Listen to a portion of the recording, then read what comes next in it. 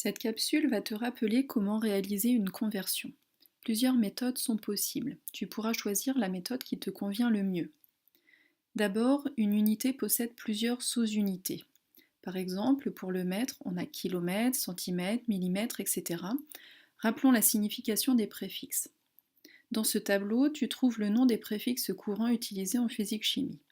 Kilo signifie 1000 fois plus grand que l'unité, hecto 100 fois, déca 10 fois, puis on passe à droite de l'unité, déci c'est 10 fois plus petit que l'unité, centi 100 fois plus petit, milli 1000 fois, micro 1 million de fois plus petit, nano 1 milliard de fois plus petit. On pourrait compléter le tableau car il existe d'autres préfixes. Dans la ligne suivante, c'est pour les élèves à partir de la quatrième. Les nombres sont écrits en puissance de 10. 1000 s'écrit 10 puissance 3, c'est-à-dire 10 fois 10 fois 10. Il faut connaître ce que signifient les préfixes pour pouvoir les convertir. De même, il faut connaître quelques autres correspondances, celles qui concernent les durées et les volumes.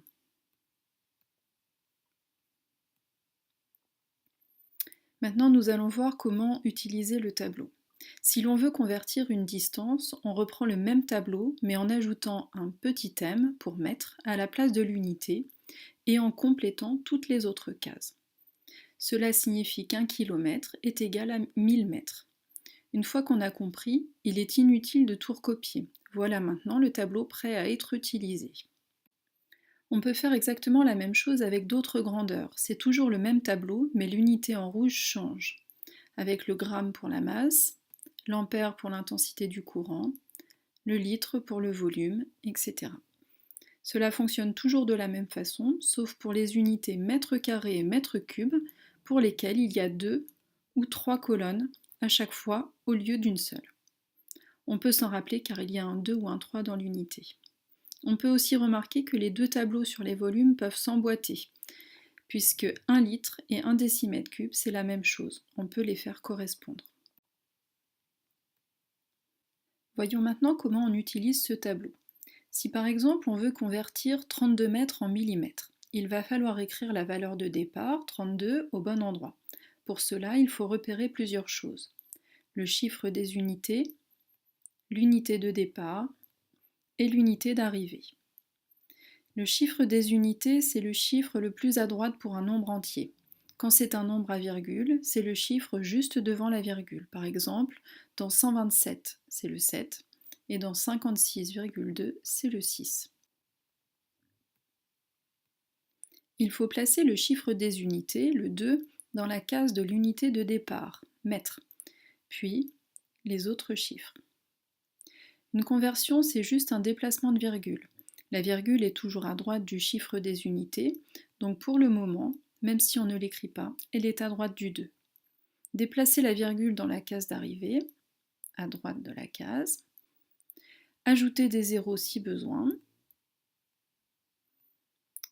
Évitez d'écrire la virgule dans le tableau car elle se déplace. Le mieux c'est de déplacer ton doigt à l'endroit où se trouve la virgule.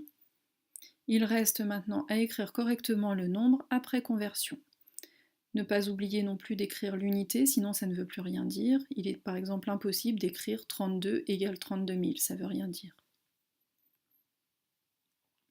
Prenons un deuxième exemple. On veut convertir 6725,4 mètres en kilomètres. Comme à chaque fois, il faut repérer le chiffre des unités, l'unité de départ et l'unité d'arrivée. Je place le chiffre 5, le chiffre des unités, dans la case de l'unité de départ. Je complète.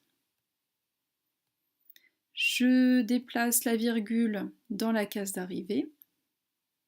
Ici, pas besoin d'ajouter de 0 car la case de l'unité d'arrivée contient un chiffre. Il reste à écrire correctement le nombre après conversion.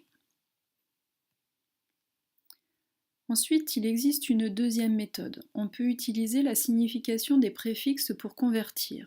Il suffit de remplacer le préfixe de l'unité de départ par sa signification et calculer. Par exemple, on doit convertir 6,5 km en mètres. J'enlève le K pour kilo et j'écris sa signification à la place, c'est-à-dire fois 1000. 6,5 km, c'est égal à 6,5 fois 1000 mètres, c'est-à-dire 6500 mètres. Pour utiliser cette méthode, il faut bien connaître la signification des préfixes. Par exemple, kilo signifie fois 1000. On utilise aussi méga, giga, milli et micro assez couramment. Maintenant, à toi de jouer, tu peux utiliser la méthode que tu préfères, fais quelques exercices d'entraînement et pose des questions en classe si besoin.